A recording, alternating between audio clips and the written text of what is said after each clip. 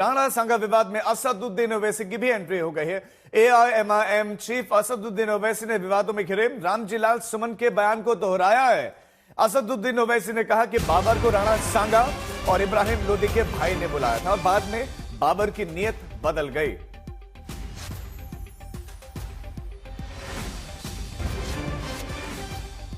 तुम नौजवानों को रोजगार नहीं देना चाहते, तुम सबको बोल दिए लग जाओ एक बादशाह के पीछे, पूरे लग गए। उसको मर के 300 साल हो गया, उन्हें भी खबर है, बैठ के सोच रहा होगा अब 300 साल के बाद भी हिंदुआ ये कर रहे हैं, मगर जो जिंदा है उनको क्या हो रहा है?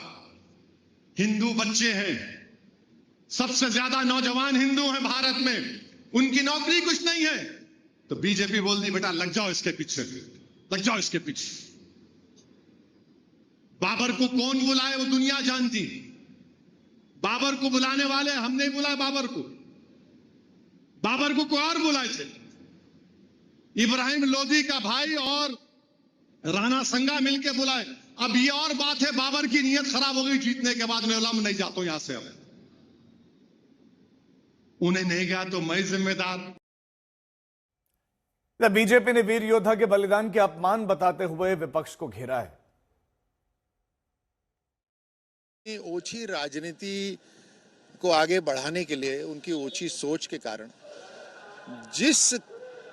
जिन लोगों के बलिदान की वजह से आज वो स्वतंत्र होकर बोल पा रहे हैं, जिन योद्धाओं के बलिदान की वजह से हमारा सनातन, हमारी संस्कृति, हमारी परंपरा, हमारा लोकतंत्र आज जिंदा है, उन्हीं लोगों, उसी आज़ादी को लेकर ऐसे योद्धाओं का अपमान कर रहे हैं अपनी ओछी राजनीति को लेकर। ये बहुत ही दुख की बात है, लेकिन इसका आज के नौजवान, आज की नारी शक्ति लोकतांत्रिक तरीके से और कानून से जवाब देगी।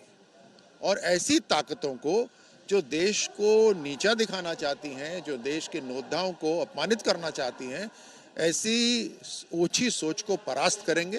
उनका इस तरह से अपमान करना, आए दिन कोई ना कोई इस तरह से एजेंडा चलाना और देश में ये प्रतिक्रिया लाना, ये क्रोध की और ये एक मन मुटाव की और काटने की या बंटवारा करने की ये जो भावना हमेशा लाते रहना, ये बहुत ही गलत बात है। और मुझे लगता है कि जिन लोगों ने किया है उनको दंड देना चाहिए।